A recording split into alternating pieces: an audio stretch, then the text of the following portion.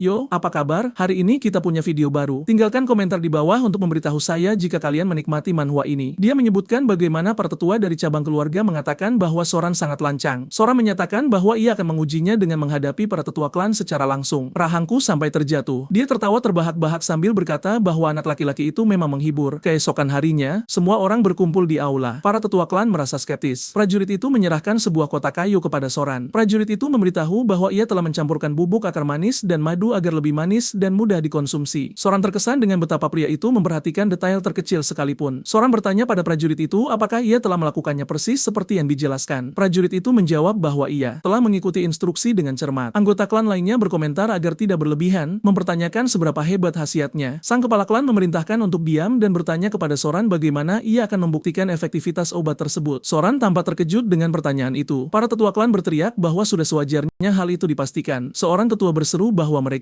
tidak akan pernah berani mengirimkan racun yang belum teruji kepada penguasa kota Sichuan. Tetua lainnya setuju, mengatakan bahwa jika terjadi kesalahan, hal itu bisa memicu bencana besar. Soran menanggapi bahwa tidak ada pilihan lain. Prajurit itu mengerti. Para tetua klan bingung karena prajurit itu menyerahkan obat tersebut kepada mereka. Mereka merasa kesal karena berpikir Soran seolah menyuruh mereka untuk mengujinya. Seorang ketua bertubuh tinggi bertanya pada Soran apakah dia tahu apa benda itu. Tetua lainnya berkomentar bahwa Soran sudah terlalu lama bermain-main sehingga nyalinya tampak menghitam. Soran tersenyum. Dia memanggil kakeknya, Musan, dan bertanya apa yang ia butuhkan. Soran mengungkit apa yang dikatakan Musan sebelumnya, bahwa mereka yang menguasai seni bela diri klan tidak akan pernah takut pada racun. Musan bergabung dengan skema itu dan membenarkan pernyataannya. Lalu Soran menunjukkan bahwa reaksi para tetua menyiratkan mereka ketakutan. Musan kembali setuju dengannya. Soran memprovokasi para tetua agung dari klan yang pastinya sudah menguasai kekebalan terhadap racun. Dia menggunakan psikologi terbalik dan menyatakan bahwa pasti para tetua itu tidak takut pada hal sepele seperti racun kumbang. Hal ini membuat kesal tetua yang membagi obat itu menjadi dua. Mereka mengklaim tidak memiliki rasa takut terhadap racun telas rendah yang tidak berarti seperti itu. Mereka meminum obatnya dan memberitahu Soran bahwa dia meremehkan mereka. Mereka mengancam Soran dengan mengatakan jika dia tidak bertindak, dia akan menghadapi konsekuensinya. Para tetua berteriak bahwa merekalah yang akan menegakkan hukum dan prinsip klan mereka. Mereka mengunyahnya. Keheningan pun menyusul. Kemudian mereka tersenyum dan berteriak bahwa tidak terjadi apa-apa. Namun sang tetua merasakan maskulinitasnya bangkit. Tidur panjang sang ular telah berakhir. Mereka merasa malu dan hari itu hukum serta prinsip klan pun diluruskan. Permainan kata yang disengaja. Itu terjadi dengan luar biasa. Obat itu dikirim ke penguasa kota Sichuan dan efeknya terbukti sangat baik. Tak lama kemudian para tetua melintasi aula sambil memegangi celana mereka agar renggang untuk menyembunyikan buktinya. Aku ingat pernah berjalan seperti itu ketika saatnya tiba. Bagaimanapun, Soran memberitahu Musan bahwa itu persis seperti yang ia prediksi. Memprovokasi para tetua dengan sesuatu yang berkaitan dengan racun membuat mereka langsung terjebak. Musan tahu mereka adalah tipe orang yang tidak punya apa-apa selain harga diri, jadi hal ini pasti akan terjadi. Tapi Man juga mengerti bahwa tindakan mereka berasal dari rasa peduli terhadap klan. Dia menyuruh Soran untuk tidak terlalu membenci mereka. Man menyatakan bahwa pada akhirnya, mereka semua adalah satu keluarga. Soran menjawab bahwa dia mengerti. Fei bergegas masuk. Dia melaporkan bahwa sesuatu yang mengerikan telah terjadi. Mereka bertanya apa itu dan dia memberitahu mereka bahwa anak-anak mereka bertingkah aneh. Soran memerah dan kebingungan sementara Musan menjadi menakutkan saat dia memanggil cucunya melalui afinitas dan mencengkeram kerah bajunya. Musan bertanya apa artinya itu, mengapa mereka memiliki anak. Soran bermandikan keringat dingin. Mereka belum mengadakan upacara pernikahan, tetapi Han berteriak bahwa maksudnya bukanlah anak manusia, melainkan kelabang berbintik yang sedang dibesarkan oleh Soran. Soran tertegun. Terkejut adalah pernyataan yang terlalu ringan untuk menggambarkan reaksinya. Akhir-akhir ini, dia sering melakukan sesi latihan fisik dan setiap kali dia meminta Fei untuk merawat mereka, dia akhirnya benar-benar melupakan mereka. Dia menjadi khawatir sesuatu telah terjadi pada bayi-bayinya. Dia meminta untuk melihat mereka dan sepertinya dia hendak meraih dadahan karena mereka disimpan di sana. Han berteriak bahwa mereka tidak ada di sana. Muan bingung. Sesaat kemudian, tiga kelabang berbintik biru itu semuanya berwarna coklat dan lemah. Sebuah bekas telapak tangan terlihat di wajah Soran. Lucu sekali melihat dia ditampar karena tindakannya sebelumnya. Soran menatap intens pada kelabang-kelabang itu sementara Musan penasaran apakah kelabang itu baru saja jatuh dari tubuh Fei. Fei dengan huruf B menjawab bahwa mereka tampak baik-baik saja sebelumnya, tapi sekarang dia khawatir mereka mungkin sakit. Warna mereka tampak agak pucat. Cangkang mereka tampak aneh, tetapi Soran meyakinkannya dengan mengatakan tidak ada alasan untuk khawatir. Dia menjelaskan bahwa ini disebut pergantian kulit. Makhluk seperti kelabang dengan cangkang keras melepaskan eksoskeleton mereka saat mereka tumbuh dan itulah yang mungkin sedang terjadi. Sang ibu bertanya apakah mereka sudah mulai berganti kulit. Soran menjawab bahwa itu akan segera terjadi. Salah satu kelabang bergerak dengan cara yang aneh dan kemudian kepalanya muncul. Mereka tercengang. Itu adalah pemandangan yang luar biasa. Kemudian dua lainnya mulai melepaskan eksoskeleton mereka juga. Mereka berhasil menyelesaikan pergantian kulit dan sekarang semuanya telah keluar. Faye menyadari bahwa mereka tambah hampir 2 kali lebih besar dari sebelumnya. Dia bertanya apakah kelabang kecil itu punya nama. Sora menyadari mereka tidak punya. Ekspresi berpikirnya sangat lucu dan yang lebih lucu lagi adalah nama-nama yang ia buat. Nomor 1, nomor 2, dan nomor 3. Itu sangat konyol sampai Hanan menolak menerimanya. Dia berargumen bahwa kelabang bercorak konon berubah menjadi naga setelah hidup selama 1000 tahun. Jadi mereka membutuhkan nama yang layak untuk naga. Soran dengan kekanak-kanakan berpendapat tidak mungkin kelabang bercorak bisa menjadi naga bahkan setelah 1000 tahun. Mau bergabung dalam permainan. Kelabang bercorak berusia 1000 tahun disebut naga. Dengan jawaban ini, Soran menyadari pasti kakek Han yang mengajarinya hal itu. Namun kemudian Soran berpikir serius tentang nama-namanya dan memutuskan untuk memanggil mereka Nova, Mira, dan Grace. Yang pertama adalah Nova, melambangkan permulaan. Yang kedua adalah Mira, berarti keharuman, dan yang ketiga adalah Grace, mewakili sesuatu yang elegan atau lembut. Han sangat senang. Dia tidak keberatan karena menurut pandangannya, memberi nama pada anak-anak adalah tanggung jawab sang ayah. Sekarang kelabang berbintik itu sudah memiliki nama. Sehari penuh kemudian, kelabang berbintik itu kembali menempel pada tubuh Soran. Dia masih belum merasa benar-benar kering, tetapi itu cukup untuk bergerak. Namun, dia masih merasa aneh. Kelabang itu sekarang lebih berat. Sebelumnya mereka seukuran sosis tebal, tetapi sekarang mereka telah tumbuh seukuran lengan bawahnya. Sepertinya kelabang berbintik itu mengira pelukannya terlalu erat bagi mereka, jadi sekarang mereka melingkar dengan nyaman di lengan dan pinggangnya. Saat berbaring dan memeluk kelabang, Soran mendengar seseorang berbicara. Dua pria sedang lewat. Salah satunya membawa tas penuh di tangan dan berkomentar tentang betapa kelantang dari si Cuan selalu begitu boros. Dia mengajak temannya pergi ke rumah bordil dan sang teman mengira itu ide yang bagus. Mereka tertawa mengatakan bahwa mencari uang tidak pernah semudah ini. Soran merasa tidak nyaman mendengarnya. Di pavilion, Sha menyatakan dia punya berita besar. Ini tentang obat yang mereka kirim ke penguasa kota Divine. Dia menceritakan bagaimana obat itu bekerja dengan sangat baik dan bagaimana penguasa kota mengirim pesan terima kasih termasuk imbalan yang murah hati. Soran dan Hanan sangat senang. Shan juga bangga dan senang menuai begitu banyak manfaat alama setelah menerima Soran sebagai menantu. Soran senang bisa membantu. Karena alasan ini, Shan menyarankan untuk memberikan salah satu ramuannya kepada Soran. Shan tahu jika dia menyebutnya sebagai hadiah, Soran mungkin akan menolak karena rendah hati. Kakek Soran pernah mengatakan sebelumnya bahwa ramuan adalah sesuatu yang meningkatkan energi dalam. Tara bertanya ramuan jenis apa itu. Shan menjawab itu bukan sesuatu yang luar biasa. Itu adalah madu dari lebah emas, raja berbulu emas. Dalam pikiran Soran, dia menyatukan kata-kata ini dan menyimpulkan bahwa itu adalah madu biasa. Tetapi dia tahu betapa pentingnya energi dalam untuk menjadi seorang ahli bela diri. Jadi dia memutuskan untuk menerimanya untuk saat ini, berterima kasih kepada ayah mertuanya ketika dia menyela. Elo mengingatkannya bahwa dia harus memberi imbalan kepada Soran dan mempertanyakan mengapa hanya madu. Shiz Olsen menjadi gugup saat melihat perilaku mengancam dari A. Dia berpendapat bahwa apa yang telah dicapai Soran bukanlah prestasi kecil meskipun lebah emas adalah makhluk beracun tingkat menengah. Madu adalah klasifikasi terendah di antara ramuan. Dia berkata dia tidak boleh kikir dalam memberi imbalan kepada Soran atas pencapaian besar tersebut yang membuat S merasa malu. Dia memarahi ayahnya dengan mengatakan dia harus memberikan sesuatu yang setara dengan 1 tahun. Energi internal. Dia tidak bisa mengerti bagaimana dia bisa memberikan ramuan yang hanya menyediakan 2 bulan energi internal. Shallan merasa sedih dan membenarkan bahwa itu tetaplah ramuan dan bahwa itu cukup mahal untuk didapatkan, tetapi ini hanya membuatnya semakin kesal. Dia berpendapat bahwa dibandingkan dengan apa yang telah dilakukan Soran, itu hanyalah hal sepele. Yao berada dalam situasi yang sulit. Soran bertanya apa? Itu lebah emas. Shan menjelaskan bahwa itu adalah makhluk beracun tingkat menengah yang terkadang ditemukan di hutan. Ukurannya sebesar anjing kecil. Dia mengatakan mengonsumsi madunya memberikan energi internal setara dengan 2 bulan penuh meditasi terpencil. Membayangkan ukuran lebah itu, dia menjadi bersemangat dan terhibur, tetapi On menahan pikirannya. Dia memberitahu Soran bahwa dia merasa kesal padanya. Sao mengklarifikasi bahwa ini bukan niatnya. Itu hanya karena dia pikir Soran mungkin ingin melihat lebah emas secara langsung. Mendengar ini, Soran menjadi bersemangat dan bertanya apakah dia menyarankannya untuk melihat lebah emas itu sendiri. Itulah tepatnya yang ada dalam pikiran Chasan. Secara internal, Soran menafsirkan ini sebagai memanen madunya sendiri. Dia telah melakukan ini beberapa kali. Selama hari-harinya sebagai YouTuber, para ksatria dengan antusias mengikutinya menuju pintu. Soran berkomentar bahwa jika berbicara soal lebah, dia pada dasarnya adalah ahlinya. Chelsen tahu Soran akan menyukai ide itu. Soran bertanya seperti apa rupa lebah emas itu. Shash hanya menjawab bahwa itu seperti lebah. Vian hanya bisa menghela napas. Dan begitulah perjalanan untuk mengumpulkan madu dimulai. Chelsen memberi mereka informasi kualitas terbaik, jadi mereka pikir tidak akan ada pesaing. Tapi ketika mereka tiba, mereka menemukan 2 klan sedang bertarung. Rupanya, orang-orang itu juga telah membeli informasi tersebut. Satu klan bertanya pada yang lain apakah orang yang mereka beli informasinya memiliki rambut acak-acakan dan kutil besar di wajahnya. Klan lain menjawab bahwa memang pria itulah orangnya. Tapi, bagaimanapun, mereka tidak akan menyerah begitu saja. Mendengar deskripsi ini, Soran teringat 2 pria yang telah lewat di sampingnya. Dia menyadari 2 orang itu menjual informasi kemana-mana. Salah satu pria menjadi sangat marah pada para penipu itu dan berteriak, beraninya kalian menghina klan Tang dari Xuan Xuan. Suaranya yang keras dan marah, beserta penyebutan bahwa mereka berasal dari klan Tan dari Shuan, membuat orang-orang itu gugup. Sekarang perjalanan damai untuk mengumpulkan madu jauh dari kata damai. Sebelum Soran memulai perjalanan pertamanya keluar, Chalsen memperingatkannya untuk berhati-hati. Sebagai anggota keluarganya dan seseorang dari klan Tang, dia tidak boleh mengungkapkan siapa dirinya yang sebenarnya. Soran dengan sopan menjawab, ya, untuk ini. Kemudian Chen melihat sesuatu di sampingnya, yang membuat Sorin menoleh juga. Ada pria-pria berbaris di depannya. Chalsen memberitahu Sorin bahwa dia akan memimpin orang-orang itu. Saatnya baginya untuk belajar bagaimana mengelola orang lain. Sorin bingung, dia pikir itu seharusnya Fon. Zhou menyebutnya konyol dan menjelaskan bahwa karena Fon adalah wanitanya dan dia adalah pasangannya, ini menjadikannya otoritas tertinggi di dalam kelompok tersebut. Setelah mendengar kata pasangan, Sorin menjadi malu. Fei percaya dia akan melakukan pekerjaan dengan baik dan berjanji untuk membantunya sepanjang jalan. Dia menjawab bahwa dia akan melakukan yang terbaik, tetapi sekarang di tengah semua kekacauan itu, dia bertanya-tanya apa yang harus dia lakukan. Dia bertanya pada pria di sebelahnya apa yang harus mereka lakukan dalam situasi itu. Soran mempertanyakan apakah lebih baik membagikan Soran sedang berbicara dengan pemimpin unit racun, Blonde Wolfgang. Wolfgang tidak senang dengan fakta bahwa seseorang berani membagikan informasi klan. Tang Fon setuju, mengatakan bahwa siapapun orang itu, mereka memiliki keberanian yang besar. Dia sangat kesal dan mengekspresikannya dengan auranya yang mengintimidasi sambil mempertanyakan penjualan informasi yang dibeli oleh klan Sonong kepada orang lain. Mereka dari klan lain mengenalinya sebagai bunga beracun dari 3 bunga muram. Seorang pria tidak percaya bahwa keturunan langsung klan Tang, bunga beracun, ada di sana secara langsung. Pria itu terpaksa menyapanya. Dia mewakili sekte angin pusat dan mengklarifikasi bahwa mereka tidak berniat mencampuri urusan klan Sichuan. Dia menyatakan mereka akan mundur. Sekte asal mulia juga memutuskan untuk mundur meskipun itu membuat mereka sedih. Pemburu hantu dari JAD juga mengikuti jejaknya, mundur. Salah satu dari mereka bersumpah untuk menangkap pengkhianat sialan itu dan mengulitinya hidup-hidup. Mereka semua dengan cepat bubar. Soran menyadari pengaruh klan Sichuan. Dia bertanya apakah masalahnya sudah teratasi. Wolfgang menjawab bahwa belum. Dia tahu bajingan-bajingan ortodoks itu tidak akan mundur begitu saja. Wolfgang menyarankan untuk mendirikan perkemahan di dekat sana dan bergiliran berjaga. Dia tahu pria-pria itu mungkin bersembunyi, menunggu saat yang tepat. Dia menginstruksikan Pia untuk mencari tahu di mana mereka mendirikan perkemahan. Soran tanpa khawatir. Fon meyakinkannya bahwa semuanya akan baik-baik saja. Dia lebih peduli pada lebah emasnya. Mereka bersembunyi di balik batu sambil mengawasi lebah-lebah itu. Lebah-lebah itu tampak sangat lucu, seolah-olah mereka memakai bulu palsu di tubuh mereka. Beberapa dari mereka terbang ke dalam batang kayu. Soran sangat bersemangat melihat lebah-lebah emas itu. Fei mengakui itu pertama kalinya dia melihat mereka juga. Dari batang pohon, Soran bersemangat melihat lebah-lebah emas itu. Fei mengakui itu yang pertama kalinya dia melihat mereka juga. Dia menunjukkan betapa besarnya lebah-lebah itu. Soran menganggap mereka lucu. Fon terkesan dengan bulu halus mereka. Afgan juga senang melihat mereka. Soran menyadari betapa kecil koloni itu. Sepertinya hanya ada beberapa ratus lebah, tapi mengingat ukurannya, itu masuk akal. Fon bertanya tentang koloni. Soran menjelaskan bahwa itu merujuk pada sekelompok lebah, dan umumnya, sarang kecil akan memiliki sekitar 5-7 ribu lebah. Fei terkejut bahwa Soran bisa mengatakan itu tanpa memasuki sarangnya. Soran menjawab bahwa dia bisa memperkirakan dengan mengamati berapa banyak lebah yang masuk dan keluar dari pintu masuk. Seseorang muncul di belakang mereka. Itu adalah Pi, yang melaporkan mereka telah menemukan bajingan-bajingan ortodoks itu. Afgan bertanya di mana mereka. Pi ragu-ragu untuk menjawab pada awalnya, tetapi seperti yang diharapkan Afgan, bajingan-bajingan itu telah mendirikan perkemahan di sisi seberang. Mereka tidak tampak melakukan banyak hal, tetapi jika sesuatu terjadi, mereka pasti akan bertindak. Wolfgang memutuskan untuk menunggu sampai malam hari untuk memanen madu menggunakan metode Klang. Soran bertanya tentang metode ini. Wolfgang menjelaskan bahwa jika daun mugar dibakar, asapnya akan menenangkan lebah, dan selama waktu ini, mereka bisa memanen madunya. Soran menanggapi bahwa itu metode yang sangat baik, tetapi Pi khawatir karena angin bertiup ke arah mereka saat itu. Dengan begitu, rencana itu berantakan. Kemudian Soran memikirkan sesuatu dan bertanya apakah itu cerdas. Soran menjelaskan bahwa jika angin bertiup ke arah mereka, itu akan menutupi aroma mereka. Jadi, dia memutuskan untuk mengambil kesempatan ini untuk melakukan kunjungan singkat. Dia sudah dalam perjalanan ketika Fei menarik bajunya untuk menghentikannya, mengatakan itu berbahaya. Lebah emas adalah makhluk beracun tingkat menengah, tapi Soran tidak gila tentang hal itu. Dia menyatakan dia hanya akan menyentuhnya sekali dan kembali. Saat dia berjuang untuk melepaskan diri darinya, kerikil kecil jatuh dan menggelinding ke arah sarang. Mereka segera tahu itu berita buruk. Dalam sekejap mata, koloni itu keluar. Fei menarik Soran saat dia berlari. Setelah itu, mereka menerima omelan yang monumental. Hari sudah senja, dan Soran masih memikirkan cara lain. Jika mereka menyalakan api melawan angin, mereka akan terjebak di antara bajingan ortodoks dan sarang. Lebah raja berambut emas sedikit berbeda dari lebah yang dia kenal. Lebah-lebah ini mendeteksi getaran tanah dari jarak lebih dari 30 km. Bahkan lebah tanah pun tidak bisa melakukan itu. Fei menemukan Soran dan berbagi bahwa anak-anak telah selesai makan. Mereka terus mencoba melarikan diri, jadi dia membawanya kepadanya. Soran berterima kasih padanya. Soran dengan lembut memberitahu si kecil untuk berperilaku baik. Salah satu dari mereka duduk di samping Soran yang membuatnya bingung. Dia bertanya apakah dia sudah membuat kemajuan. Dia menjawab bahwa dia perlu mengamati sedikit lagi. Dia mengakui dia merasa seperti menekan dia dan meminta maaf untuk itu. Dia menyuruhnya meluangkan waktu sebanyak yang dia butuhkan, selama dia tidak merasa kewalahan, tetapi ini memiliki efek sebaliknya pada saya akan melihat sesuatu di sisi lain pohon tua itu, monyet. Monyet-monyet itu berisik. Faye menyadari betapa salah satu dari mereka sangat kesal. Soran memanggil namanya dan bertanya apakah dia mencium sesuatu yang manis. Faye menyadari aromanya. Soran menyadari mungkin itu feromon dan dengan cepat memberitahu dia bahwa mereka harus pergi karena lebah akan segera menyerang. Faye menariknya dan melarikan diri dengan terburu-buru. Dia melompat tinggi dan menciptakan jarak, masih memegang Soran di ketiaknya. Afgan terpana. Lebah-lebah dengan cepat meninggalkan sarang dan target mereka adalah monyet-monyet yang jatuh. Mereka melahap bangkainya. Itu adalah panggilan yang dekat bagi pasangan itu. Faye penasaran tentang bagaimana Soran tahu lebah raja berambut emas akan menyerang, karena dia berhasil memperingatkannya untuk pergi bahkan sebelum mereka mendengar suara dengungan. Dia menjawab itu karena baunya. Fawn akhirnya menyadari aroma magnolia yang samar. Soran terkejut bahwa dia benar-benar bisa mendeteksi aroma feromon. Dia menjawab bahwa dia pernah mencium aroma itu sebelumnya dan berkata baunya seperti bunga magnolia. Soran senang telah menemukan jawabannya dan tertawa seperti orang gila yang jahat. On memerah karena tangannya berada di bahunya. Dengan senyum iblis di wajahnya, dia menyatakan bahwa dia telah memikirkan cara